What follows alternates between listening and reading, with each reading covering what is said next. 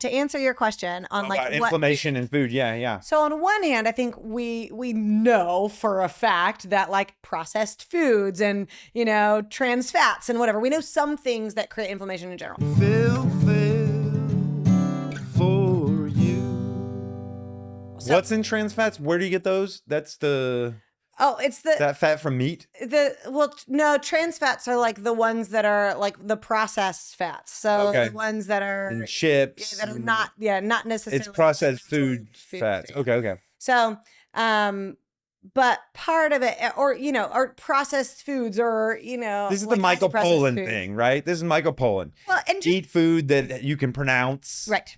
Eat whole fruits and vegetables. I love him for that and fully believe in that. So that's another thing that early on we'll talk about. Yeah. Meaning, I tell him like, I want your foods to be as whole foods as possible. Right. So this is part of their setup. I want you, in theory, as much as you can. And this again may not be an overnight thing, but as many things as you can. I don't want it out of a bag. I don't want it out of a drive-through. Yep. I don't want even like processed sausage and stuff like that. Can it be something that came straight from an animal, a plant, a ground, a tree, a bean, whatever? Like, can you pronounce it? Can That's you name the first it? step is like whole foods. As basic as possible. Yeah. Have your way with your spices. Like, we can make it fun food. We can make it taste good. And that might be, not for everybody, but that might be an educational piece. Okay, let's talk about how we can make broccoli taste good or whatever the case may be. Heck yeah. For you. Because some people maybe not like it, but maybe you don't know how to cook it. Yeah. Have you tried spices and herbs? Yeah. And so like basic foods, right? So like whole foods. So like trying to stay away from as much of the like processed bit as you can, right? Right. So that we already know creates that's inflammation. First layer of inflammation. Then, but outside of that, again, going back to blood work. So there might be things like if somebody has high cholesterol, like I might have them eating more egg whites than whole eggs, and less. You're reducing fat. So I'm reducing cholesterol specifically. But that doesn't come from fat. Well, so yes and no, but like there is cholesterol, like specifically there is cholesterol. So you have LDL cholesterol, you have HDL, you have different types of cholesterol, but like the cholesterol itself. What is this an ingredient? It comes in the food? What do you mean cholesterol? This is chemistry. This is chemistry. This is chemistry. Okay. Yes. So I'm trying to figure out how to explain that. You might not be able to, and that's fine. You might be able to take this. Should be able to explain this like amoeba all the way to. I should be able to better explain that for you, but this is chemistry. This is the breakdown of foods. So like there is more like actual cholesterol, like say in shrimp, and you get more. There are also things that raise cholesterol. So this is like creating some foods give you more cholesterol in your system than others. Yes. So off record, there is like a better way to explain like actual cholesterol. But I will say in your blood. So this is like how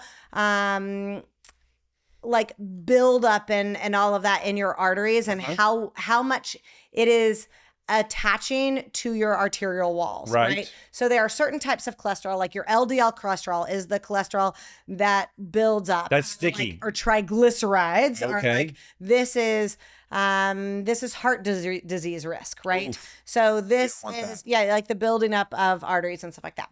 But then you also have HDL cholesterols, which helps them not attach to the wall. So like that one. Right. And so you raise HDL cholesterols in the blood, in your body by doing, healthy habits, by exercising and eating lean proteins and drinking plenty of water and having limited stress and all of those things.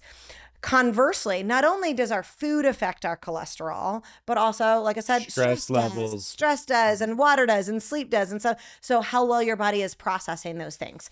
And also but also actual food. So you're like, processed food makes a big difference in like your blood work and your, LDLs, cholesterol, or whatever. But there's also like So there is what your body looks like from blood work as into your cholesterol levels in your body. But there's also cholesterol in certain foods like shrimp, right? So there's things like processed foods are going to raise your cholesterol.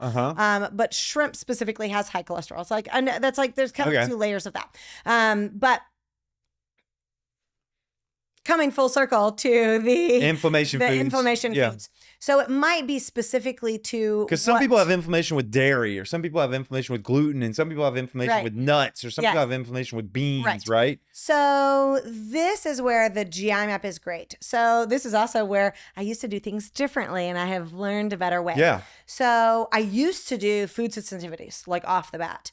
Well, people who have an imbalanced microbiome, their good bacteria is imbalanced, are much more likely to react to all sorts of foods. So they are more likely not going to tolerate dairy and gluten. Whereas maybe actually if they we heal their gut and rebalance their gut, they can. Really? So this is where now I actually prefer not to do food sensitivities. I prefer to do a GI map, because if we can rebalance your microbiome, more often than not, we can incorporate most foods.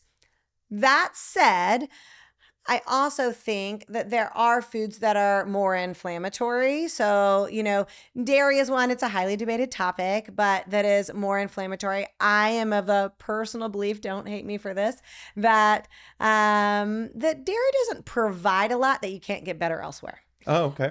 So it is a saturated fat. And so this is part of like cholesterol and arteries and all of them.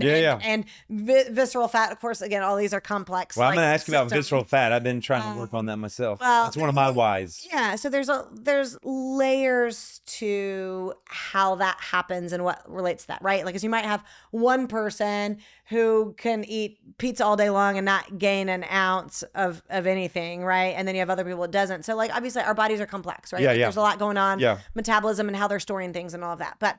But anyway, all of that said, I think the food specific, I like the GI map first, because if I can balance their GI more often than not, that's great. Because they'll tolerate other things that they wouldn't tolerate. Yeah, before. So they might. A lot of people tell me they can't tolerate like cruciferous foods, so the broccoli and their cauliflower. Oh, it just bloats me. Well, one is, you actually might need more fiber. And so maybe you have a really low fiber diet, and then you're eating these really fibrous foods and your gut's like, what is this? I don't know how to process this, because you're not doing it regularly. We actually need a lot of fiber to feed the healthy bacteria in our gut. It feeds on healthy fiber. That's like food for it, which gives us this protective layer in our gut, which helps protect against bad bacteria. Doesn't it also slow down absorption of like the glucose and stuff?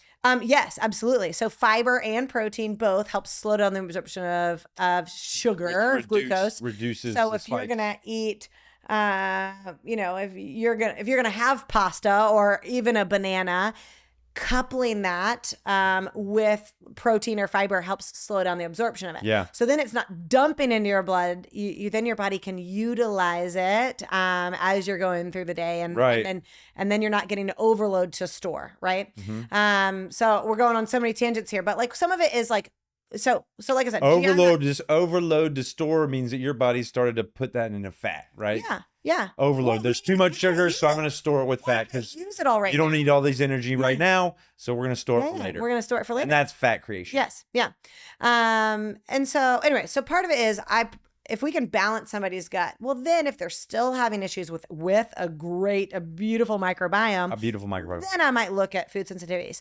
I will say, but food sensitivities can create inflammation. A lot of times, if somebody has a super imbalanced gut, let's just say they have gas and bloating and they're not tolerating their broccoli and they want to and all these things, more often than not, their microbiome's imbalanced, which also means often there are some key foods that people tend to react to. Gluten and dairy are 2 of them. Yeah. That when their microbiome's imbalanced, then their body, those are some of the first 2 that their body's like, well, I can't tolerate this. I'm like trying to figure out how to absorb nutrients over here. Like I can't do that right now. And sometimes people just feel so good off of it that they're like, even though my gut's balanced now, like I don't need it. Yeah. I will say, I think gluten in the US is trash. So, I mean, compared, like gluten in Europe, it just doesn't have the same effect, but that might be more of a food processing whole systematic thing. Yeah. But Yeah. There are some great blood tests you can do for food sensitivities, but that's not my go-to. And I would say rarely do we need it. If we can clean up a diet and eat whole foods and we can balance the microbiome and we're getting exercise and water and sleep. Does most of those issues resolve themselves? Does the whole fruits and vegetables, does that resolve a lot of the gut microbiome issues? So a lot of that is fiber. So yes. Fiber? So then we're like feeding the healthy bacteria. Is that like psyllium husk type of stuff? Well, psyllium husk is a fiber and you can get that by itself, but also you get fiber from fibrous foods, like right? All your vegetables. Chia seeds and fruits and vegetables and also whole grains and stuff like that. So like you get fiber from a lot of those places and it's food for that healthy bacteria. Okay. So one is we're feeding the gut the healthy bacteria, right? Or feeding the healthy bacteria rather. We're feeding the mucin and we don't need to go into that, but basically we're helping create a barrier in our gut so that it can keep out the other bacteria we don't need, pathogens and parasites and fungus and worms and viruses and stuff like that. And so then our immunity's up for one. Whole foods is one of the things that's already helping our gut. But also sometimes we're doing that. Well, now we're having better absorption of vitamins and minerals. And now we're moving our body more, which is helping those processes and helping our brain and helping burn fat and it's multi-pronged. and getting endorphins going. And we're getting water to feed the processes in our body. And we're getting sleep for restoring our muscles and our organs getting rest and all of this. And so then a lot of the gut stuff, and then also focusing on stress. Yes. So we're also focusing. And so that's why we're working on like 10 different things, not necessarily, maybe minutely all at once, but I usually hyper focus on like for whoever the client is, their beasts, right? Yeah. Like their biggest challenges. But again, this is bricklaying, right? So then as we're working on all these 5 to 10 things, we're feeling better. We're processing food better. Our bowel movements are regular because we're getting more fiber and more water and more sleep. And our stress is better because we have these outlets for processing stress. So our body's processing food better. Yeah. And so a lot of that, we don't need this.